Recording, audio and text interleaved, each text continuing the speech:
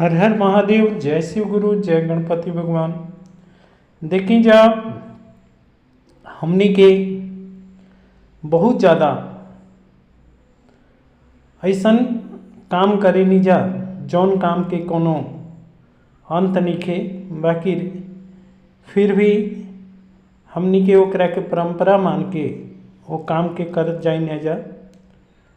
और बहुत संत लोग अलन जा और बहुत संत लोग हमनी के शिक्षा दिलन जा, बाकी वो शिक्षा के शायद हमनी ऊपर कोनो प्रभाव ना पड़ल।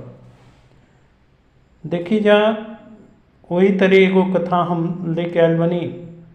कथा कुछ हमनी के जौन रीति रिवाज बा ओकरा के तोड़े खातिर और ओकरा पर हमनी के कुछ शिक्षा लेवे खातिर ई बनल बा। आई जा हम कथा के माध्यम से ये बताओ तनी कि मरी हुई गाय का दूध के कहानी के मतलब का बा और ये कहानी हम काहे रोरा सभी के लेके आयल बनी। कथा के ध्यान से सुनी जा और तब निर्णय करी जा कि का ये वाकई सच बा या फिर झूठ बा। कहानी ऐसी बा कि एगो जंगल में एगो संत महात्मा और साथ में उनकर एगो शिष्य दोनों जना कुटिया बना के आराम से रहत रहन जा। भगवान शिव के विशेष कृपा रहे, बहुत संत पहुँचल रहन और महात्मा जी तरह तरह के वेद पुराण धर्म शास्त्र सब चीज के ज्ञाता रहन और बहुत पहुँचल वो संत रहन। एक दिन के बाद भइल कि श्राद्ध के टाइम आ गई और महात्मा जी कहले कि हे बेटा, अपन शिष्य से कहले कि हे बेटा ऐसन कर कि श्राद्ध के टाइम आ गई बा और हम अपन गुरु के जौन 100 साल पहले मर चुकल बने, हम अपन गुरु जी के श्राद्ध करल चाहतनी और ओकरा खातिर हम चाहतनी कि दूर दराज गांव से जितना ब्राह्मण लोग बा वहाँ जना के बुला के लियावा और इस श्राद्ध कर्म कल जाओ, वो में खीर बना के सबके खियावल जाई। ये खातिर हम ये चाहतनी कि तू दूध के प्रबंध कर, दूध के प्रबंध कर और तब जाके हम खीर बनावे खातिर तैयारी करतनी। काहे कि गुरु और शिष्य रहन जाए, यही चलते शिष्य बेचारा दूध लेवे और गुरु जी बेचारे खीर बनावे के तैयारी करे लगले। चूल्हा जल गई और चूल्हा पर वो पात्र रख दिया जौना में खीर बनेला, चावल रख दिया पानी में और महात्मा जी कहले और उस शिष्य चल दिलस। जब शिष्य जब गौशाला में आयल तो एगो गाय रहे, वह गाय मृत्यु के प्राप्त हो गई। अब उस शिष्य बेचारा सोचे लागल कि हो ना हो ये गाय के दूध हम कैसे ले जाएं, और वो का काम केलस कि वो आके और घास ले गई, घास ले जाके रख दिलस गाय के मुंह के सामने और मुंह के सामने वो रख के और बाल्टी लेके बैठ गई। जब बाल्टी लेके बैठ गई 1 घंटा बीतल, 2 घंटा बीतल, समय के बीतत देरी ना लगेला। अभी महात्मा सोच में पड़ गए कि हमार शिष्य गइल तो गइल कहाँ, अरे ओकरा के गाय के दूध ले आवे के कले रही, अभी तक लेके काहे ना आई।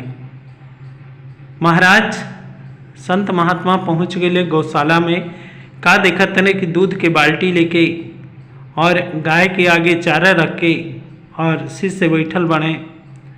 शिष्य से जाके पूछने कि ए शिष्य, तू अभी तक दूध काहे न लेला। कहता है महाराज, ये गैया जब चारा खाई तबे न दूध दही, तब ऐसन हम देखा तनी कि गैया दूध चारा खा ले तब हम दूध दू ली, बाकी गैया उठत नहीं खे। महात्मा जी जाके देख ले तो कहत नहीं, अरे मूर्ख, तहरा इहो नहीं के पता कि गाय मर गई बिया, और मरल गाय कहीं दूध दी और घास खाई। तब वो जौन चेला रहन यानी कि उनकर शिष्य, वो बेचारा हाथ जोड़ के गुरु के आगे चरण पर पड़ के कहने कि हे प्रभु, हे गुरु जी, हम यही बात के आज तक ना पता लगोनी कि जब मरल गाय घास ना खा सकतिया, मरल गाय दूध न दे सकतिया, तब भला हमनी के मरल आदमी के खीर कैसे खिया सकतन जा। और ये खीर खियावे वाला और श्राद्ध करे वाला का इस वाकई सच बा, ये रिवाज के माने के चाहिए कि ना। गुरु जी कने कि बात तो बहुत बढ़िया कहला, बाकी हमनी के परंपरा बा, ये परंपरा के निभावे के पड़ी। तब गुरु जी से शिष्य कने कि परंपरा तो हमनी के बहुत कुछ निभावतन जा, बाकी वो परंपरा से हमनी के बाहर निकले के भी प्रभु कोशिश करे के चाहिए। और जौन परंपरा से हमनी के भगवान के प्राप्ति ना होके, वो परंपरा के कैला से कोनो बाध्य नहीं की जा।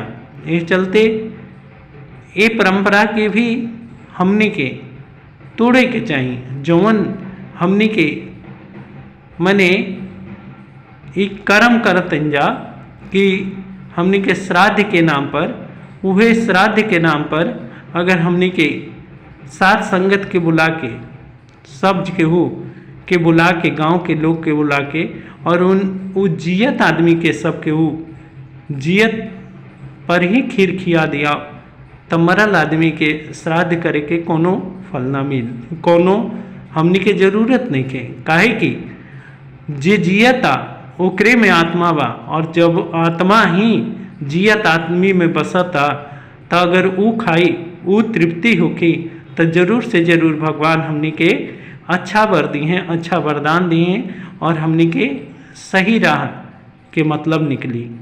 ये चलते गुरु जी शिष्य के ही शिक्षा से बड़ा प्रेरित हुए और कने की आज से इस श्राद्ध कर्म ना छोड़ के हमने के जौन भी शिष्य तू जितना भी धन तू भीख मांग के ले चाहे कुछ भी, ओकरा के पूर्णिमा दिना हमनी के लोगन के बुला के जे जियता उस सब के बुला के हमनी के भोजन कराएम जा, और ओकरा के हमनी के सत्संग के नाम देम जा। सत्संग के द्वारा ओकरा के सब कोई के भगवान के सत्संग सुनाएम जा, और वहाँ जना के भोजन करे के भी निमंत्रण देम जा।